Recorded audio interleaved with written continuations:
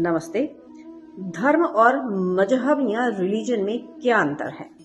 ज्यादातर लोग इन सबको एक ही मान लेते हैं, लेकिन वेद कहते हैं धर्म और रिलीजन एक नहीं है।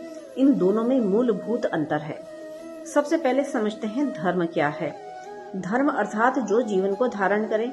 धर्म केवल मनुष्य का नहीं, पूरी सृष्टि का नियम है। जैसे अग्नि का धर्म है जलना, मनुष्य का धर्म है सत्य, सदाचार और कर्तव्य। धर्म ईश्वर द्वारा दिया गया है, इसलिए यह सनातन और अपरिवर्तनीय है, समय के साथ बदलता नहीं है। अब समझिए मजहब या रिलीजन क्या है। मजहब या रिलीजन एक मानव निर्मित विचारधारा है, किसी विशेष पंथ, संप्रदाय या मत से जुड़ा होता है।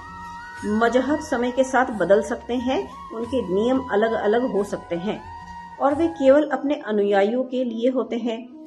एक व्यक्ति नैतिक, दयालु और ईश्वर भक्त हो सकता है, लेकिन जब तक वह किसी विशेष मत को न माने, उसे उस मजहब का अनुयायी नहीं कहा जाता। अब सबसे बड़ा अंतर सुनिए। धर्म मनुष्य को स्वतंत्र बनाता है।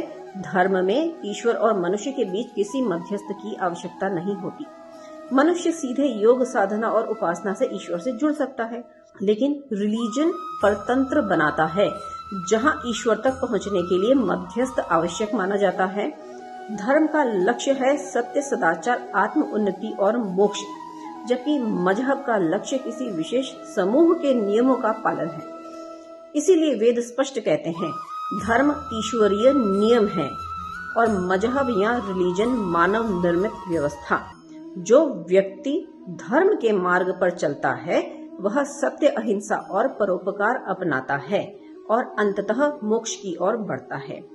यही है धर्म और मजहब का वास्तविक अंतर। तो वेदों को और गहराई से समझने के लिए वैदिक गुरुकुल ऑनलाइन से जुड़ें और राष्ट्र निर्माण के इस पवित्र अभियान का हिस्सा बने। धन्यवाद।